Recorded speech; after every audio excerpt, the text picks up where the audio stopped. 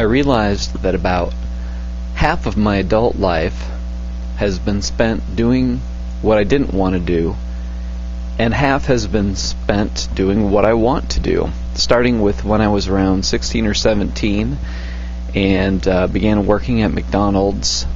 That began the first chapter, and then that stopped around 97 when I was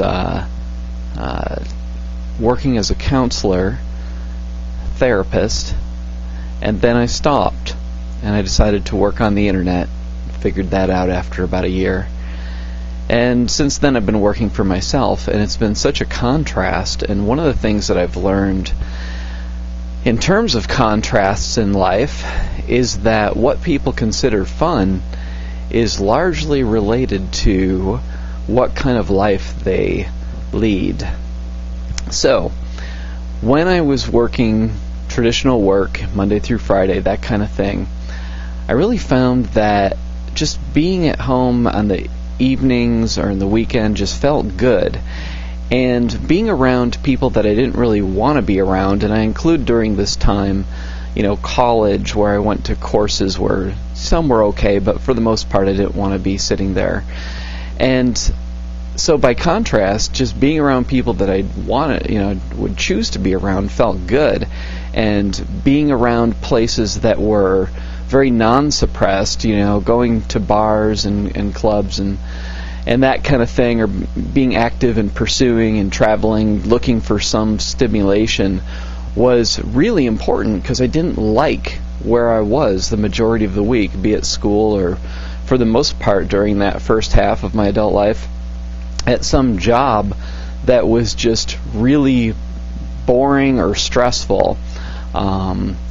Most of my jobs were really just dull, and working as a counselor was stressful because you have to be completely present with somebody for like up to 7 or 8 hours a day, of 7 or 8 clients on a maximum kind of day. And it's like, you're just you're on stage as a counselor. You have to be just so present with another person.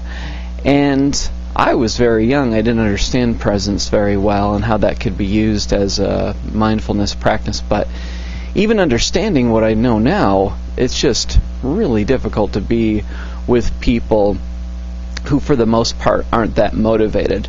I think if you're helping people who are motivated, that doesn't take a lot of energy because it's exciting to see, their growth and change. But if people are kind of comfortable in their stuckness and they don't really want anything to be different that includes or requires effort, that can be a real energy drain.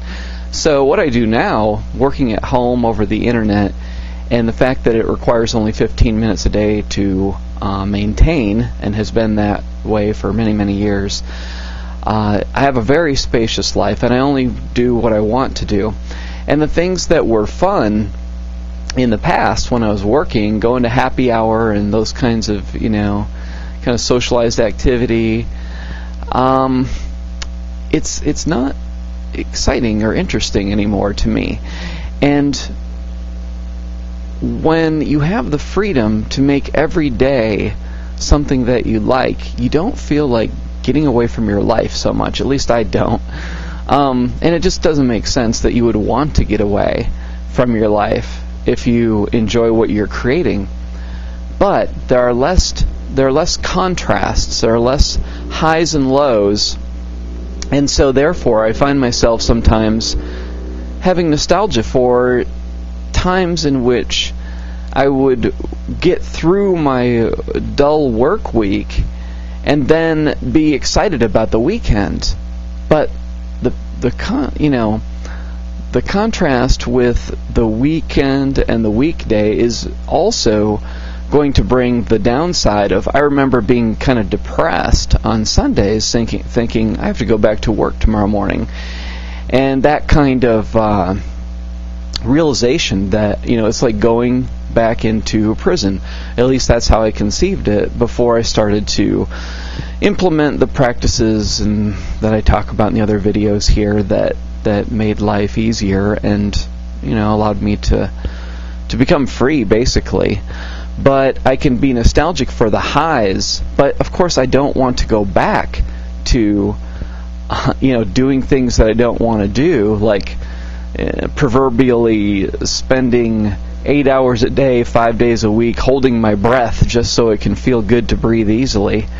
So this has been my quandary: how to get good feelings without going back to doing things that I don't want to do. And what I've learned from this process is that I have to let go of expecting the same kind of highs that I used to have when so much of my life was spent not doing what I wanted to do. The highs now, ultimately what I feel it boils down to, in terms of what I'm interested in, is personal enlightenment and enlightened relationships. By personal enlightenment, I mean liberating myself from the tyranny of thought, the tyranny of mind, because that's what I've realized is that most suffering comes from thought. My life is fine, my life is easy, I have spaciousness, I have abundance, but my mind can turn it into torturous kind of hell if I'm fixating, obsessing, ruminating, beating myself up, wanting something unattainable, whatever it is my mind is doing. So this is something I'm working on, is understanding my mind, releasing myself from its its self-imposed imprisonment, and basically trying to overcome ego so that I can just be present with what is and enjoy space without feeling overwhelmed by the time that I have to think about things.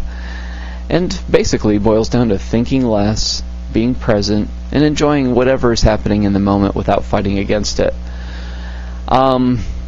Enlightened relationships, by that I mean that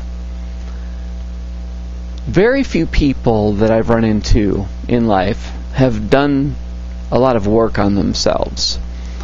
And I am interested in forming enlightened relationships. And by that I mean in particular people that are willing to be known and people that are willing to know. And a lot of times what blocks that process of knowing and being known is fear. Another person might say something that triggers you and you don't want to talk about it. And therefore that creates a block, and therefore the relationship isn't really one of being known because of fear of conflict. You might not want to reveal everything that you're experiencing because of shame, guilt, unprocessed emotion from the past that you fear could be triggered, and so you keep yourself armored. And